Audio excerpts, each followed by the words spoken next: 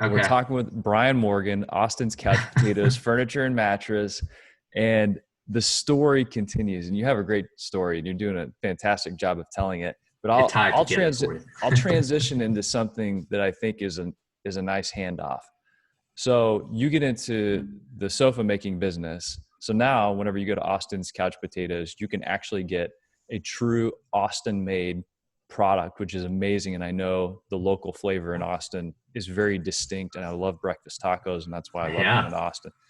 But let's talk about another transition that happened that relates to your sofa making operation, and that was COVID and the shutdown and what happened inside your factory. You got to tell that story, because on our phone call, I'm like, this one gets ushered to the surface.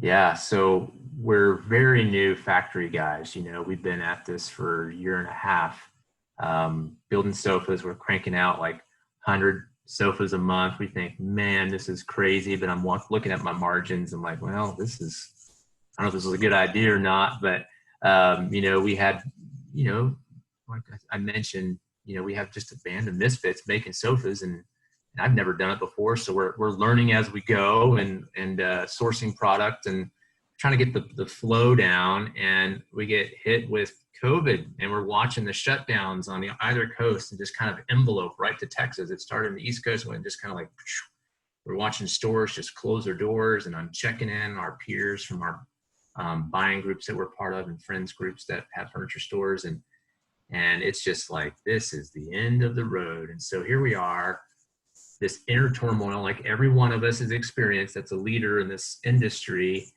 I'm going to have to like close my doors. What do I have to do? I have to furlough people. I got to feed my own family. These people have families. What am I going to do? So that's weighing on us massively. I love my family. And I said, my work family, I'm like, I will not feed myself if they haven't been fed. And we all feel the same way. And so we're trying to keep people on as much as we could. And so I'm pushing these factory guys. I know there's some open orders. I need that receivable.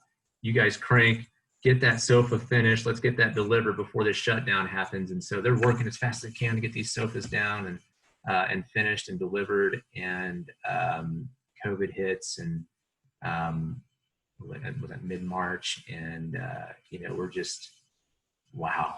This happens. And I'm like, in less than 24 hours, we often make this decision. What is this PPP? Nobody knows what it is, how it's going to work. And it was just crazy. And, I go home and I'm just trusting God, you have a plan.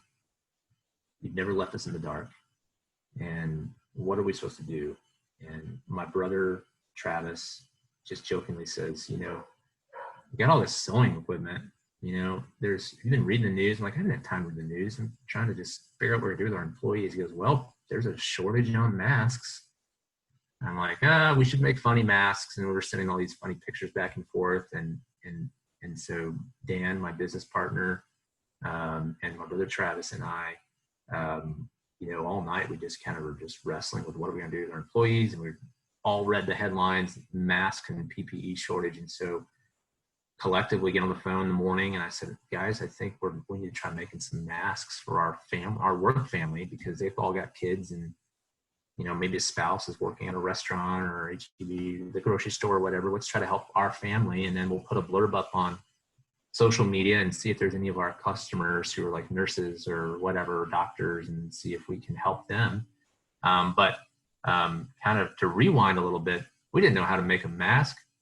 We just had sewing machines, and we just learned how to sew. And so I began to look around our factory, and I'm like, what's a cheap thing I can make into a prototype? And I'm like, a mask. We know it's kind of shaped like a cone or, half circle thing on your face. And so I'm looking around, and I have 2 giant rolls of this white material that we use for liner on our pillowcases that go in the back of the sofas.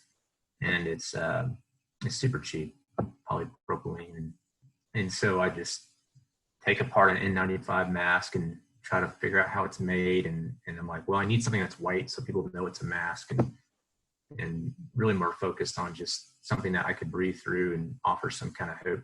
And so I put 1 layer of this material over my face, and it felt pretty good, but I could still smell stuff through it. And so I doubled it up and went over the sewing machine and kind of just did a real simple stitch on it here. And so I doubled up this material and this poly and just kind of made a real simple design, something that we could cut out on this machine. And we're probably one of the only, I don't know, there was nobody else in Austin that had this machine.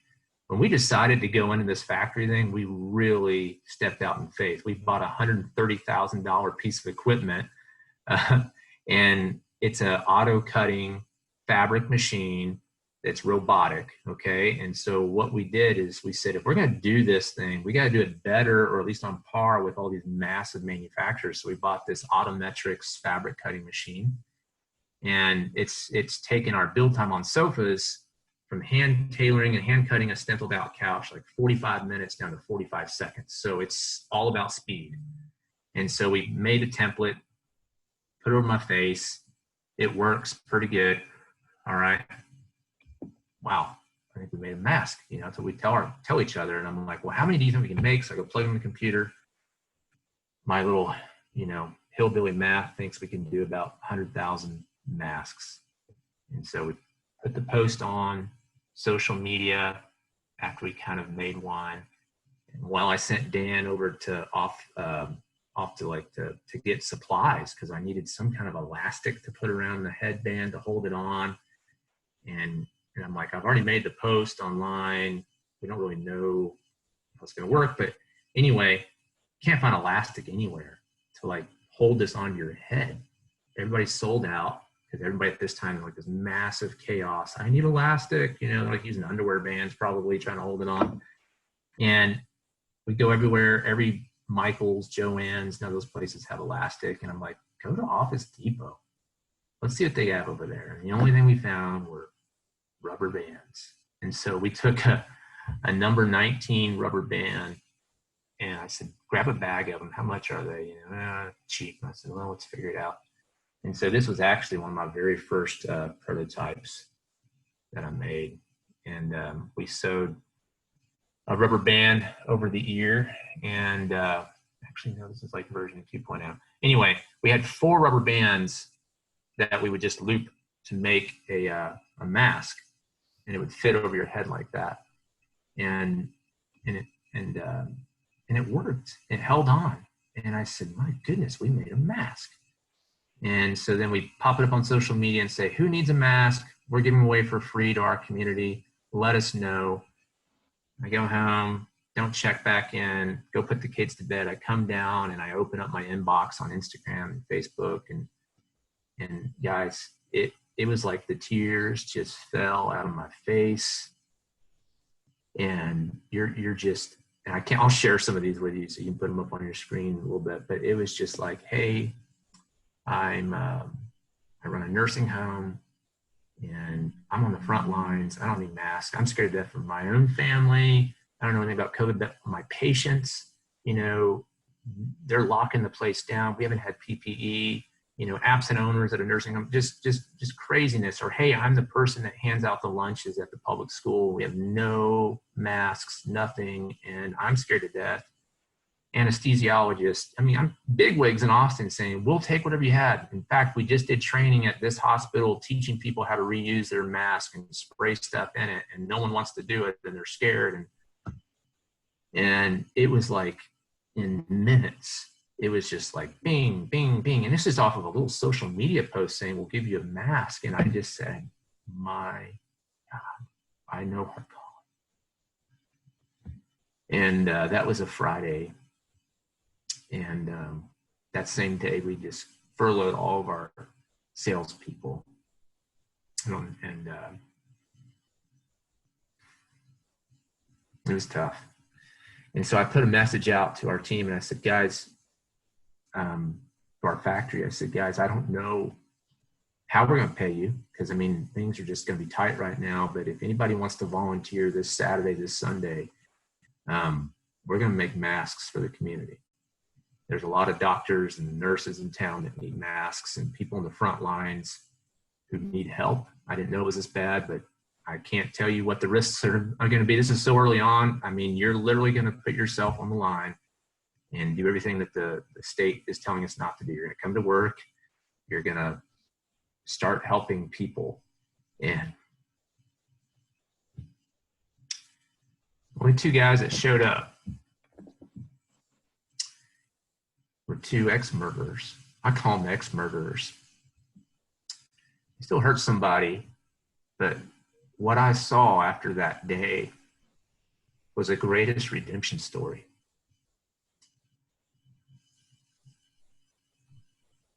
Someone who's spent 30 plus years of their life behind bars for taking someone else's life finally gets it.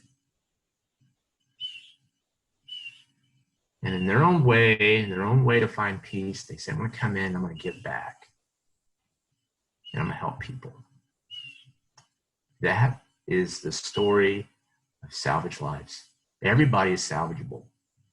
And it was the greatest worship church service I could have ever seen with my own eyes, to see that someone who is early on in life took someone's life, but now has come to join our family and started working and learned a skill, and now they're giving back. Now I'm getting paid. And to this day, our little factory, Couch Potatoes, has cranked out over 1 million pieces of PPE. 2 days after those guys came in to start sewing voluntarily, I get a call from the Department of Homeland Security saying, get to work. They said, I don't know how you made this mask. They said, did you know that the material that you made out of this mask, Brian, is the same material in an N95 mask? And I said, are you kidding me? I don't know anything about FDA regulations or anything like that. And they said, polypropylene, there's a layer of that in surgical masks and N95 masks. And I said, well, we have 2 rolls of it. Let's just get to work, start making. They said, well, get to work, give them out. And there's a whole lot of behind the scenes stuff. I can share some pictures of that, the meeting with them. But they said, it's amazing to see that people still have the entrepreneurial spirit. He's like, we've been trying to get masks and PPE for weeks. We knew this was coming. And we never even thought about asking people right here in our city to help. We've been trying to source from overseas, our same channels. And so I want to encourage everybody listening. It's like, you don't have to have a lot of letters after your name to do something amazing for your community. You've got that drive to be a businessman and to be an entrepreneur. You can do amazing things, and don't let your past hold you back. But we left that meeting with another challenge. He said, our hospitals haven't had gowns in 7 days. And I don't know if you guys have seen, Austin's still a hot spot for this. He sent us with a gown to our factory. And I said, I think we can figure this out. And 20 minutes later, we took apart that gown, deconstructed it, made our own version of it. And we sent him a picture of us wearing a gown, one that we made. And he said, again, get to work. Bring all of your factory back to work. In fact, we not only brought our hodgepodge of like 8 guys back, we brought 40 more employees that we hired. And we started 3 shifts of making PPE.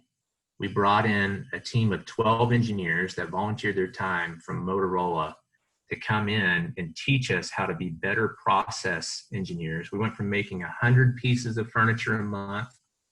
We thought we could make maybe 1,000 masks a day to 10,000 with their help. So these process engineers came in, they taught us how they do everything on their factory lines in the automotive industry. They taught us how to run a lean management system. They taught us how to get maximum output out of your machines, how to put processes in place, starting with safety, obviously. And we were able to hire people who just lost their jobs, who were bussers and servers and cooks and family members of our hodgepodge of employees. And so now we have this much bigger team of people, and just overnight, our factory went from making a couple hundred, 100 sofas, and now through all of that pain and product sourcing and ripping, like you talked about, we now have an amazingly outfitted factory, still improving, but we're on target to start cranking out 1,000 pieces of furniture a month. And I told everybody that came to work, I said, you're heroes.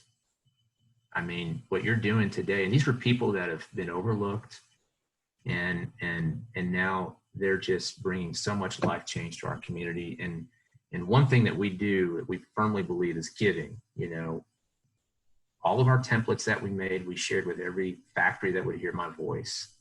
I said, if I called the owner of Autometrics and I said, I want to know who has this machine. I want to teach them how to make gowns and masks.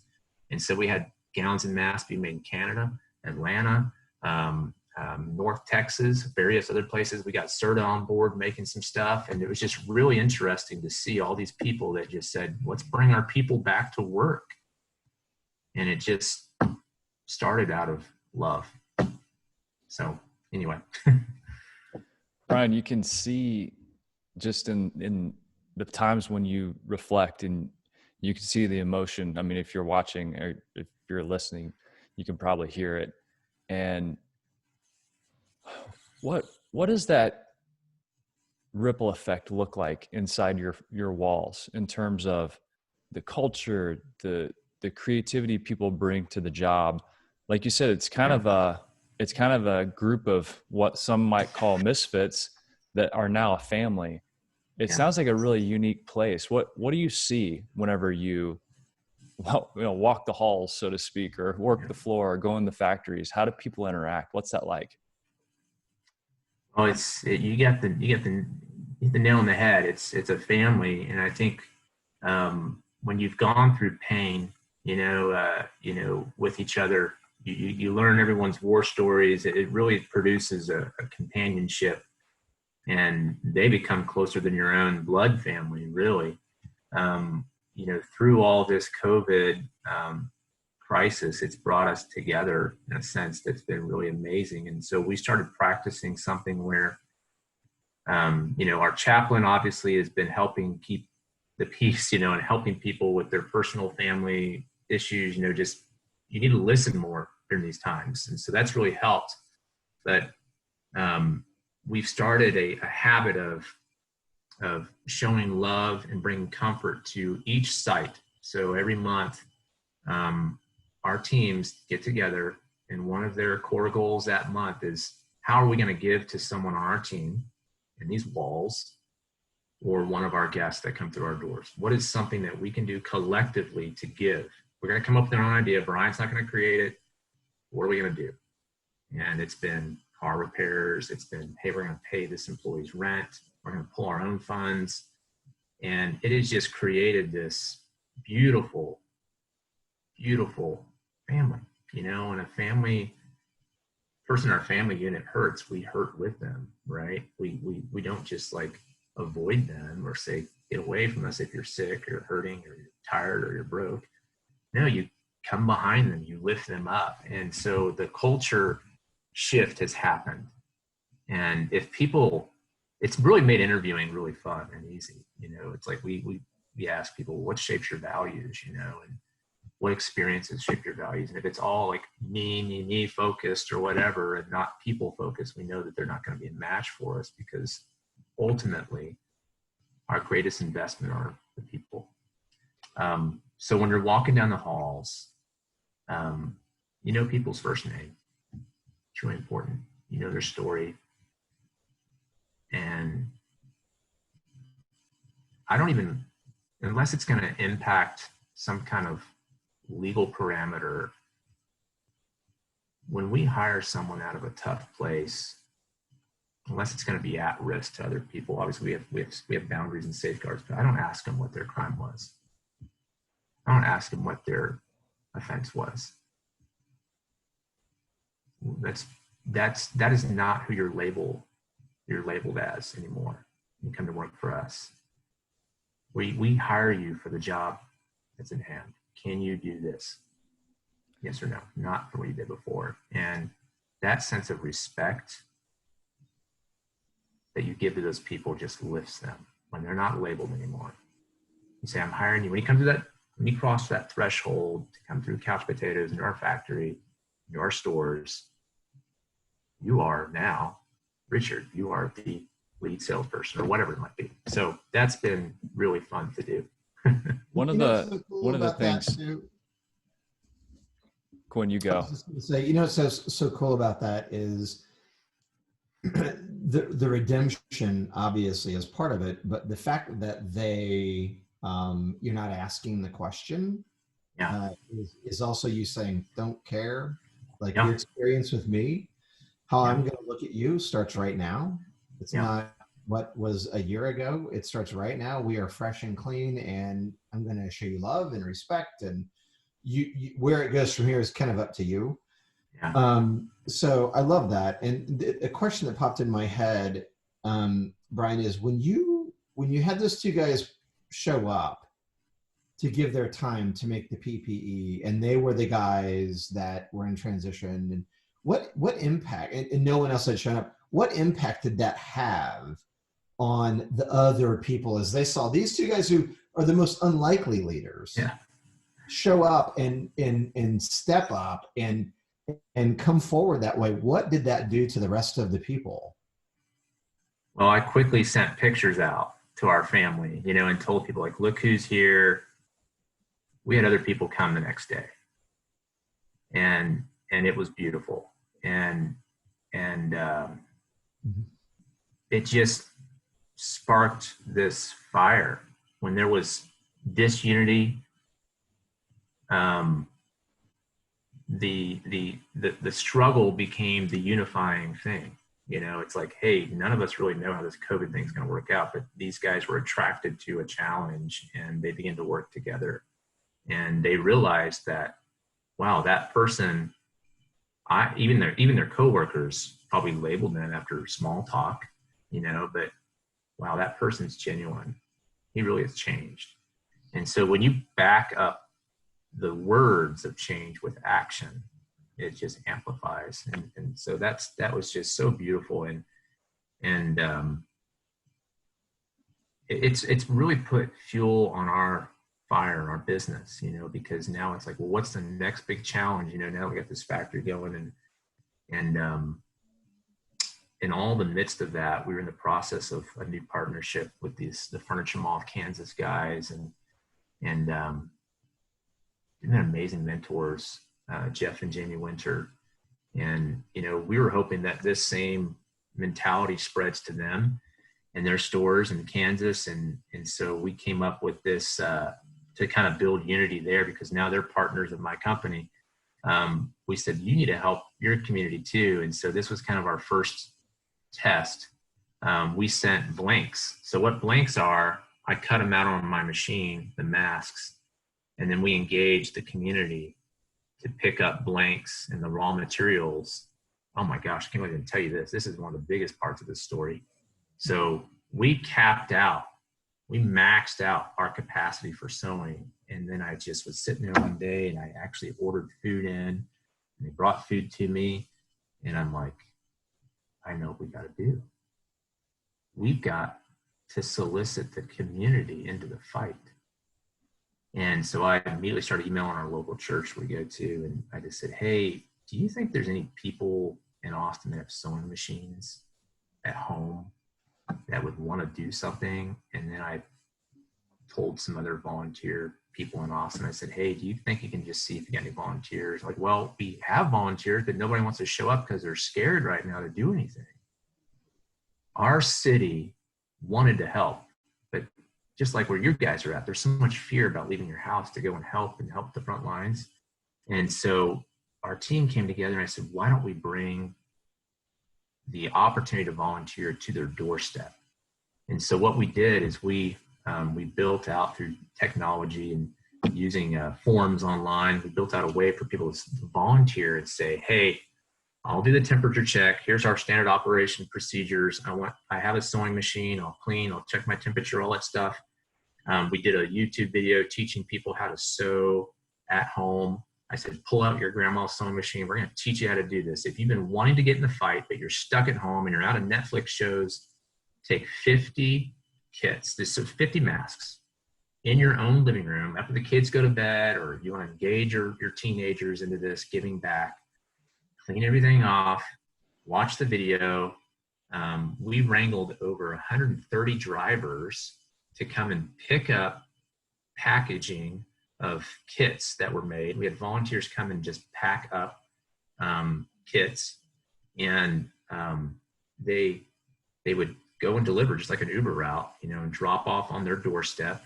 They would text them using Podium and saying, "Hey, your kit's at your doorstep. Pick it up. Text us back when it's ready to be picked up." We had admin volunteers who were just so gifted at admin stuff, routing drivers to go back and pick it up. We had 250 sewers all over the city that were sewing. And so we had this massive arm of volunteerism that was birthed out of this little mask idea, putting people in the fight to help their community. And it was unreal. And so then it's like, well, goodness, well, how, we don't know, what if we're spreading COVID by doing this? And so then we had a friend of ours who used to be the head of forensics of the city of Austin. He said, "I'm going to teach you how to do this, guys."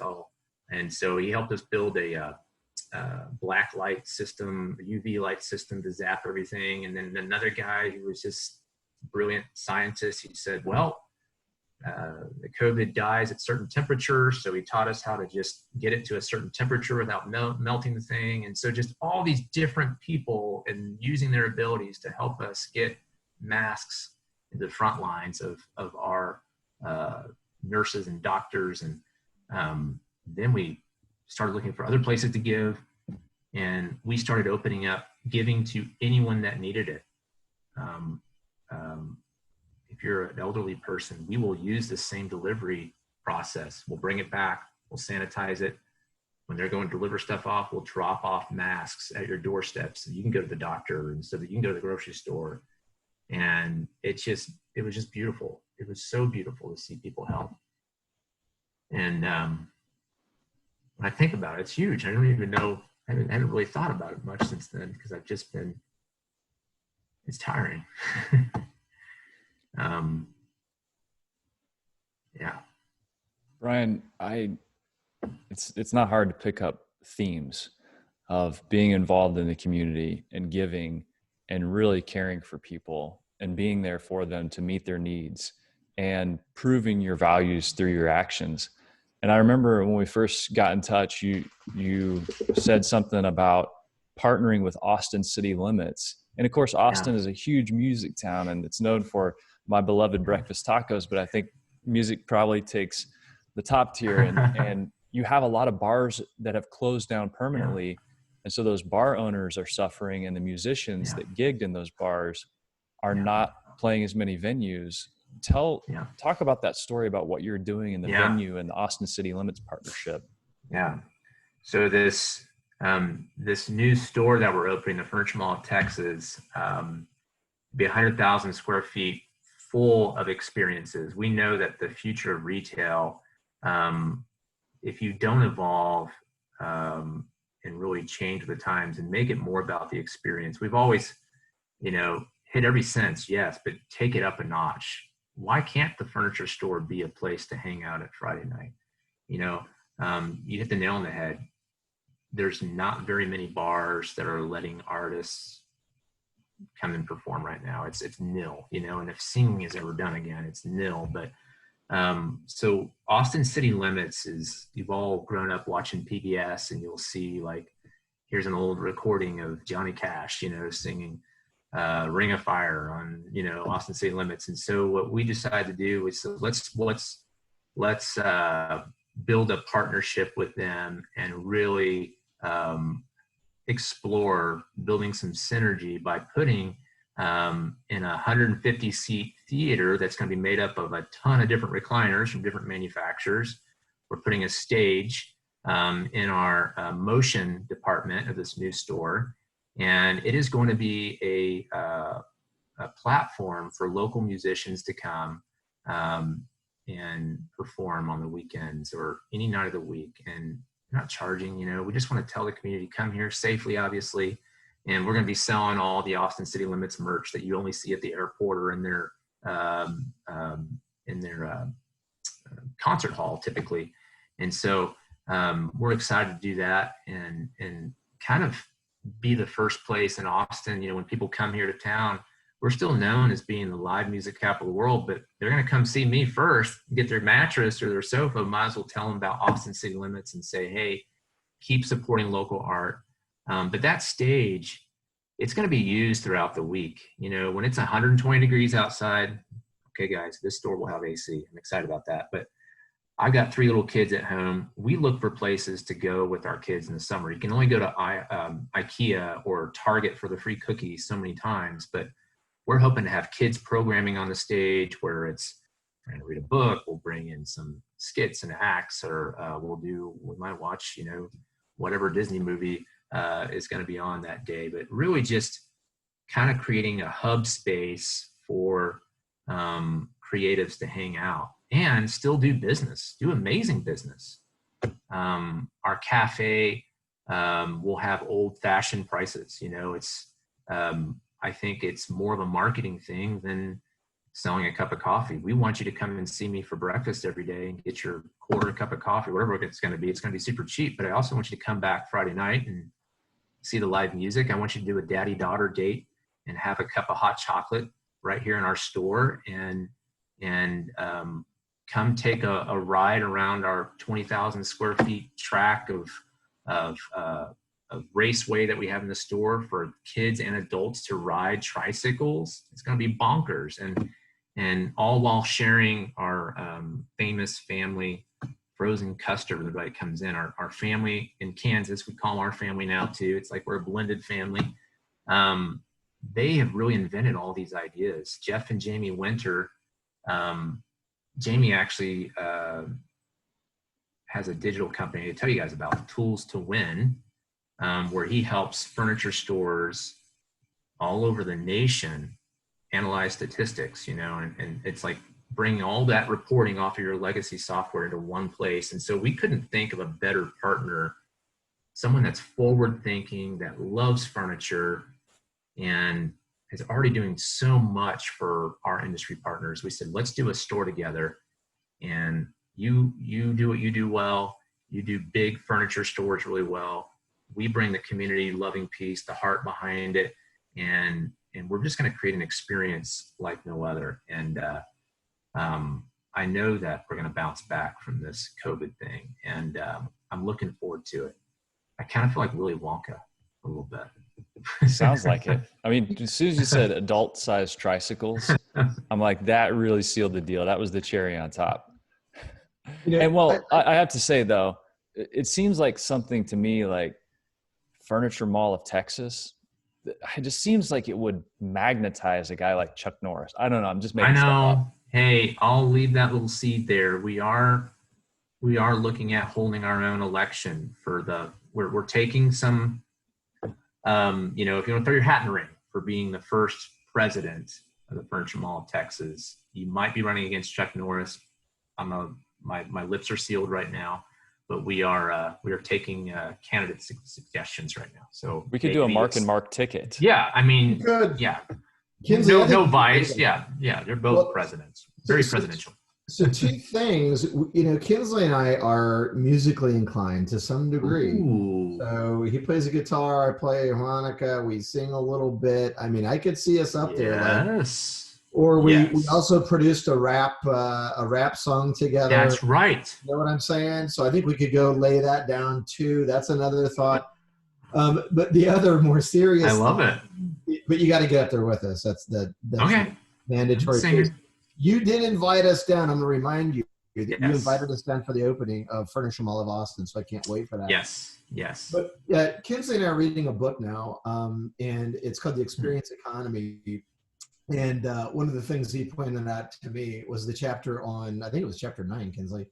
It was the chapter on, so it's one thing to create an experience, right? So you come into a store and there's cool stuff there and you experience something, but it's entirely a different thing to create transformation, right? So with what you're doing, it's not just an experience where they come in and there's cool stuff, but it's transformation. And it's not just transformation for your people, because the people in transition and what what all of that means to them and what it does to them as human beings, and then the other employees that see you serving people the way that you are, and how it inspires them, and the chaplain that comes in and chap works with people. But it's also your customers. Like, there are transformational experiences with them too. And I don't know of many people in this game, which you're playing a different game. Clearly, you're not just selling furniture, but there's not many stories like that. So I just wanted to point that out. And what a cool thing it is that you're able to say that you are in the transformational experience game. And that's a huge, huge deal to be able to say that. So well done. I steal that from you. That's awesome, man. Well, I just stole it from Kinsley, so feel free. Make sure. Yeah, I love it. I love it. Yeah. Yeah. Yeah, it's neat. And I didn't even mention, we're going to have the Austin market too. There's tons of local artisans that have just lost their normal avenues for selling. And so it'll be kind of like a version of Etsy in there, just giving them a platform. But you know what's so neat about that? You know, you see it as, oh, it's so charitable too. But man, you have a lot of entrepreneurs that listen to this. I mean, all of those local craftsmen have their own followings too.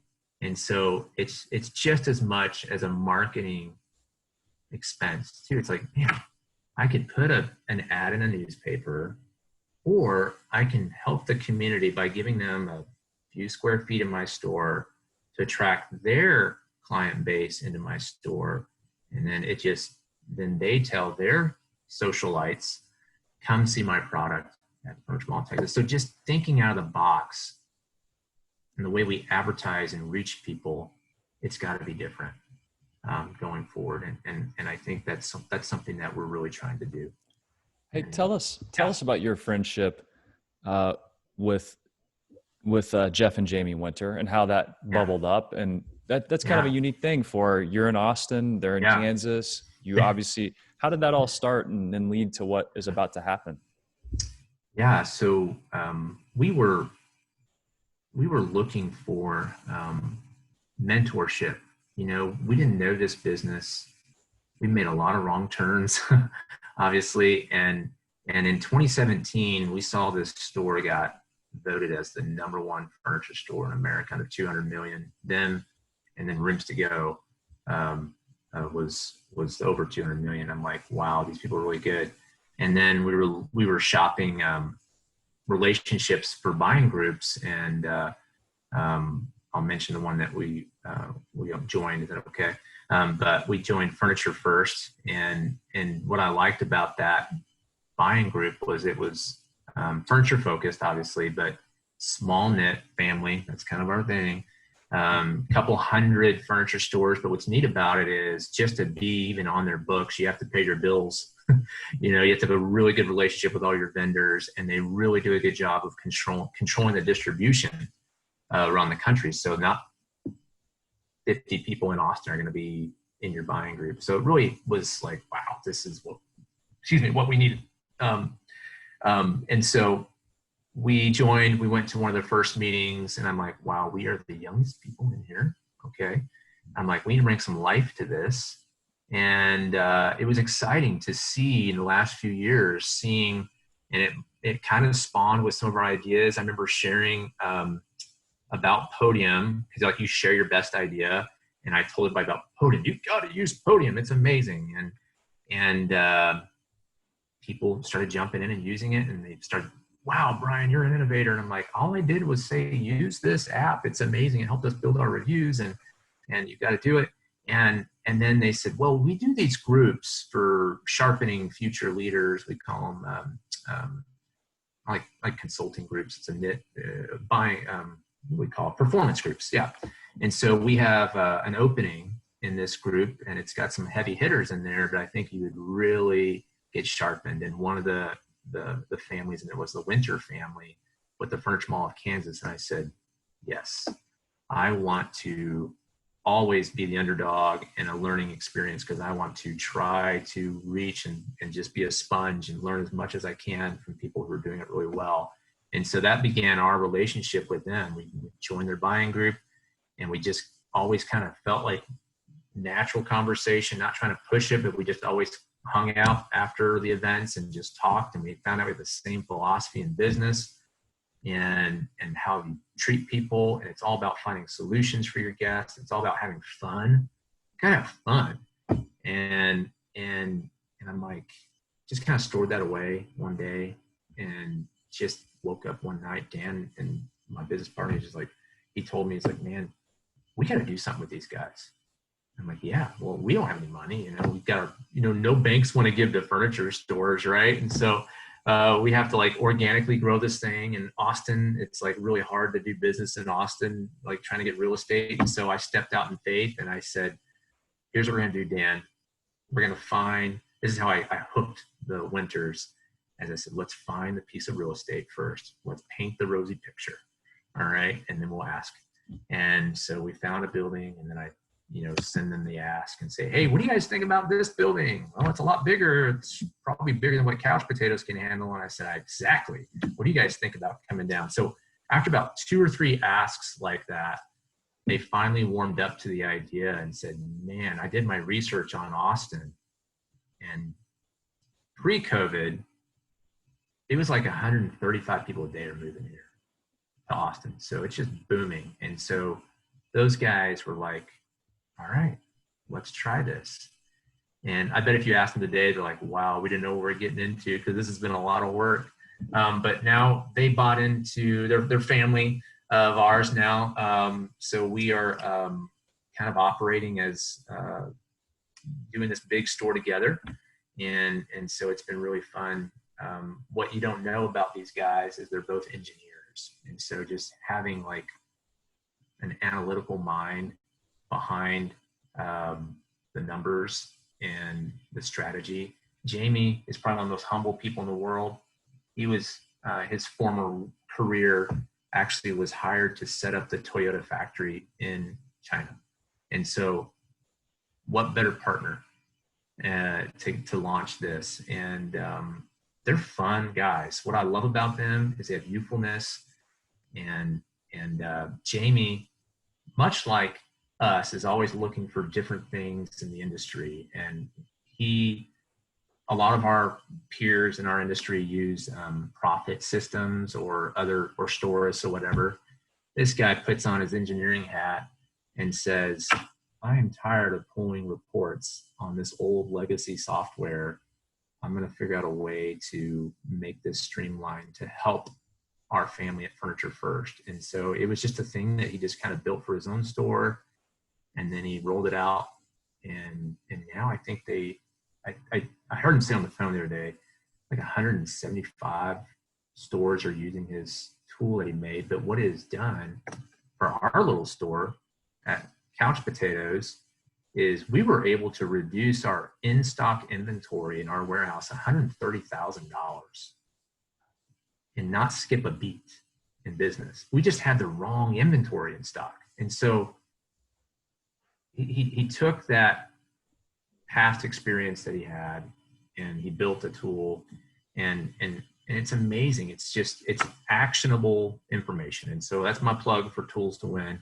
But I really love surrounding myself with people who think out of the box. And it's exactly what we needed. Our company, we're all heart, heart, I'll hug everybody, help everybody. It was a perfect pairing, brains and heart, and we got hands, and so it's just been really good to see how now we have a team of 5 owners, and they already have the experience on running a large company.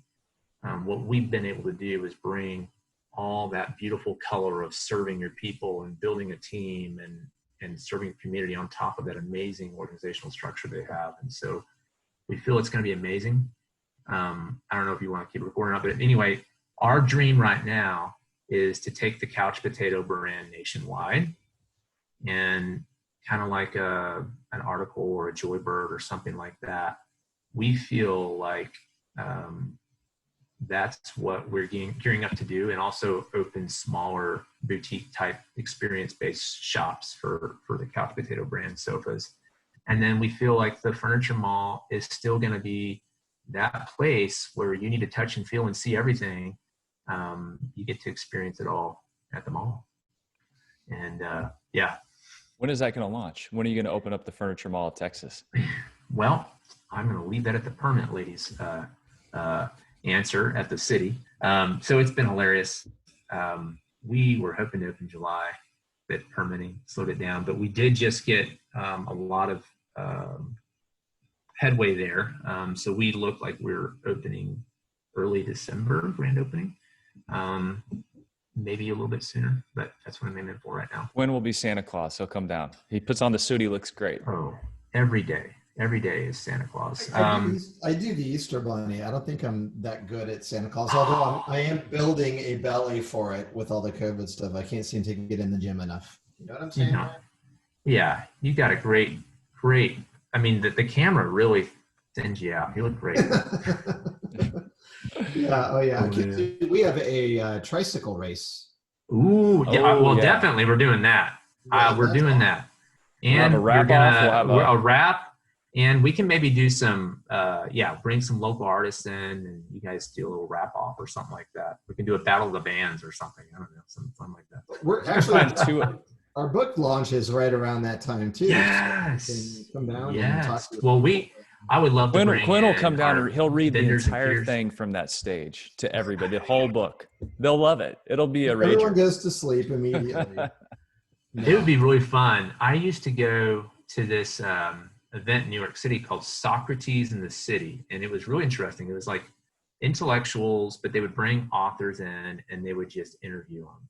And my dream is it's kind of like the Barnes and Noble Meet the Author kind of a thing, but I would love to interview you guys on the stage or something like that, and just ask you questions or whatever, and have some fun with that.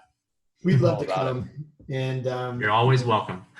I tell you, Brian, we, based on the phone call, Kinsley and I, so we guys, if you're listening to this, we a lot of times have a pre-call prior to the podcast sometimes to just meet whoever we're going to bring on if we don't know them and learn a little bit. And so Kinsley and I kind of hung up from that call, and we thought, this is exactly the kind of person that we love to shine a light on, because from our perspective, it is all about that. And we just want to make sure that people are hearing these stories because they do inspire. You are definitely doing God's work out there in Austin, Texas. The heart you have for your people and for the people who come into your business and for the people that you're giving a second chance to, all of that inspires me. I know it inspires Kinsley. And we're so grateful that you took time to be with us on the show and to share the story, because I know as people listen to this, they're thinking of things for themselves. They're trying to figure out how to implement similar types of things for their own stores. And the light, one match to darkness, just, it makes a huge difference. And so I feel like that's what you're doing, and you've done it for us. You've inspired us, and I know that you've inspired this audience. So thanks for who you are, thanks for what you're doing, and thanks for the outcome and the impact you're making on people. Thank you. Can I leave with one thing? And this is something that I tell everybody. If you're breathing, God's not done with you. So if you're that discouraged business owner, don't know how you're going to turn the corner, take a deep breath. And just know there's a story. It's bigger than you, and you will overcome it.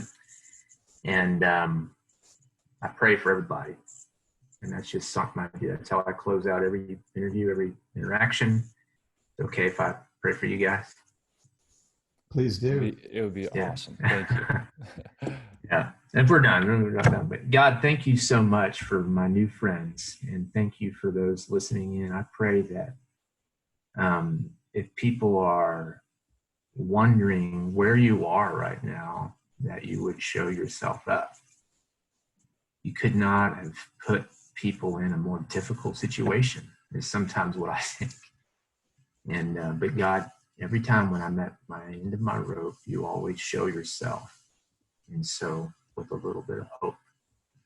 And so I ask that everybody listening right now would experience that hope, that they would stay in the fight, that they would come at it with a new perspective.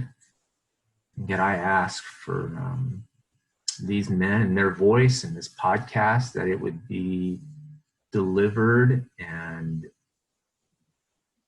played over those who need it